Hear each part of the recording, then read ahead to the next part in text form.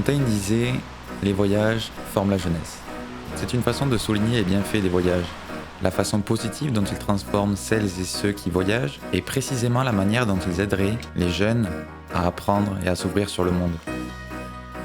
Cette idée est tellement importante qu'elle est devenue un programme éducatif européen, Erasmus+, qui permet à plus de 100 000 étudiants français chaque année d'aller étudier dans un autre pays.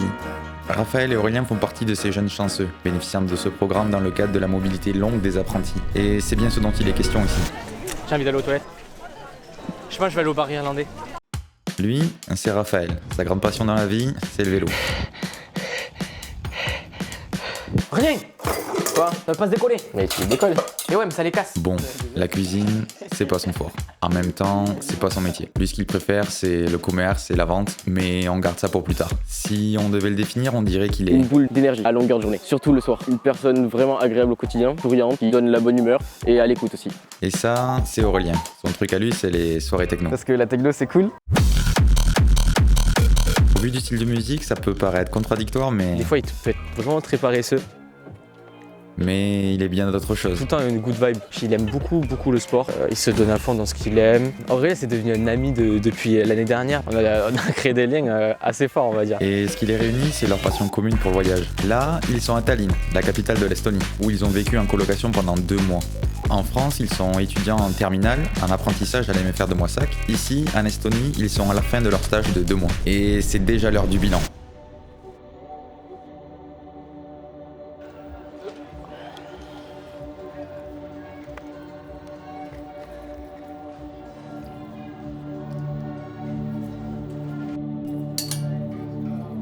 J'ai l'impression, après avoir passé 2 mois ici, de laisser quelque chose derrière moi. Un peu comme un petit bout de ma vie, juste un petit bout. D'avoir vécu 2 mois ici, c'est déjà, pour moi, c'est énorme. C'est incroyable.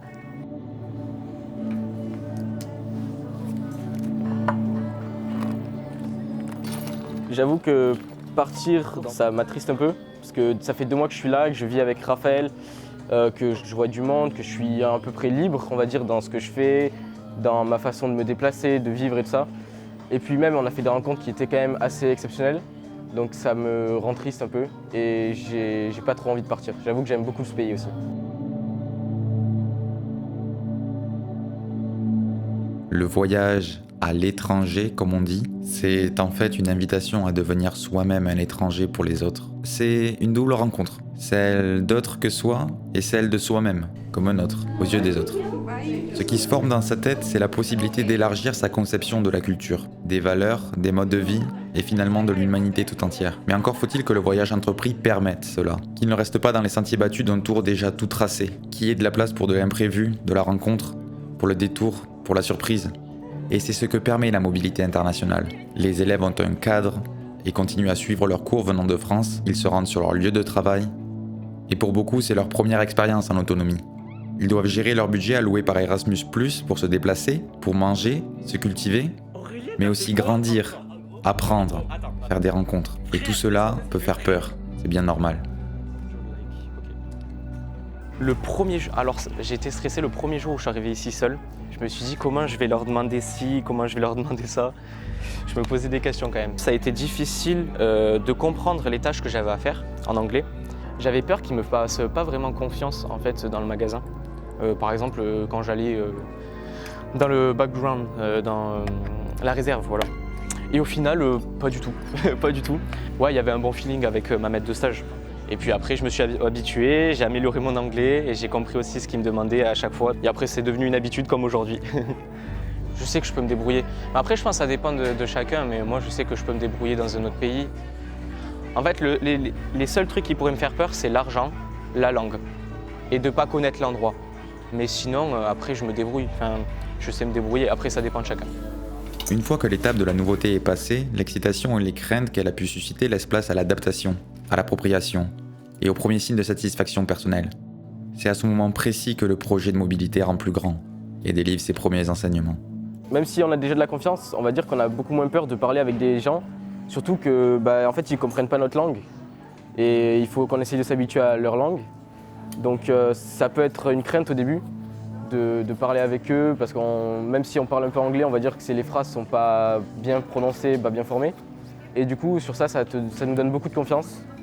Et même après, par exemple, s'il y en a qui sont des parents, on va dire, qui disent ouais, que vous savez rien faire, vous avez plein de trucs comme ça, ben vous pouvez leur prouver que vous pouvez vous gérer tout seul ou à deux et que vous pouvez très bien vivre de moi sans problème, en autonomie.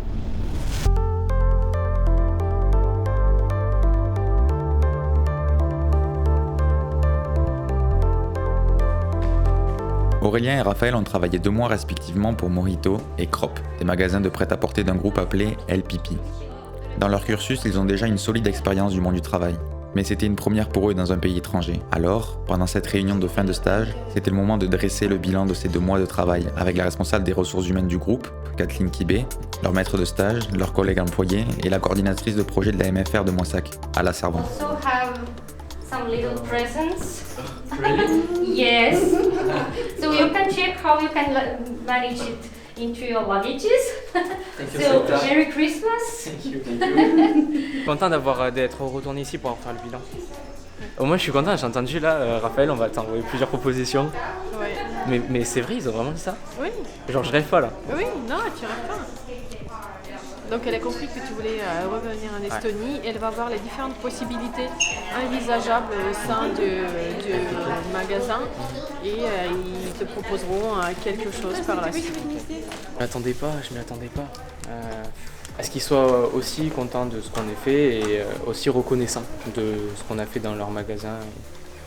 Et franchement ça fait plaisir d'entendre ça. Ça fait plaisir. Ouais.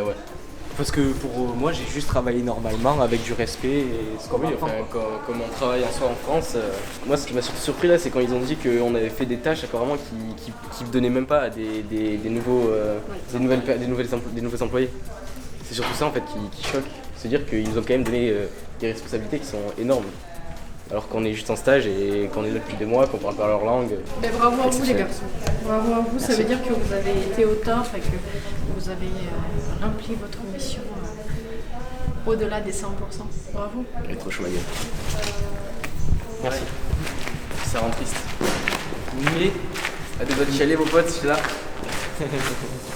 Vous l'aurez compris, la mobilité internationale de 2 mois s'est très bien passée pour Raphaël et Aurélien, tant du côté professionnel que personnel. On est en Estonie, on a une soirée en Estonie les gars, c'est incroyable. Il y a un policier. Ils ont su trouver du temps libre pour visiter la ville et ses alentours. Là, on va s'approcher du marché de Noël. C'est un petit feuilleté. Il y a un goût, ils mettent ça à l'intérieur, tu manges à la cuillère. Faire des rencontres au travail, dans les bars ou au détour d'un stand du marché de Noël, comme lui, Vincent, un cycliste terminant son tour d'Europe à vélo. C'est du continental. Ah ouais. Continental, ouais, c'est du renforcé. Ouais. Mais le problème, c'est qu'il n'y a pas de crampons, c'est ça qui veut. Putain, avec la neige et tout. Le courant est de suite passé avec Raphaël, vous imaginez bien. Au-delà des amitiés multiculturelles qui peuvent être développées, c'est aussi l'occasion, comme le montre l'exemple de Raphaël, de se constituer un réseau international et ainsi se voir offrir une opportunité professionnelle. Un programme de ce type est un gros atout sur un CV. Cela montre aux futurs employeurs une grande ouverture d'esprit, une maîtrise de plusieurs langues étrangères et une expérience de vie unique et enrichissante. Un projet de ce type, c'est une chance de sortir de sa zone de confort, de devenir autonome, faire ses propres courses en gérant son budget dans un autre pays, avec d'autres traditions, une nourriture différente. Un truc basique en France, genre de la purée, on va dire de la mousseline, il n'y en a pas ici. Même les conserves poulet, ouais, des lentilles, saucisses, des raviolis, tout ça. Ici, il n'y a pas du tout ça. Vraiment, en boîte, il y a très peu de choses. Puis même, je trouve la nourriture, en fonction, elle a pas trop de goût. La viande, elle est bondée d'eau. C'est horrible. On sait pas cuisiner, c'est tout. Je sais pas, mais il y a un problème là. C'est peut-être ça le problème, c'est peut-être nous. Bref, devenir indépendant.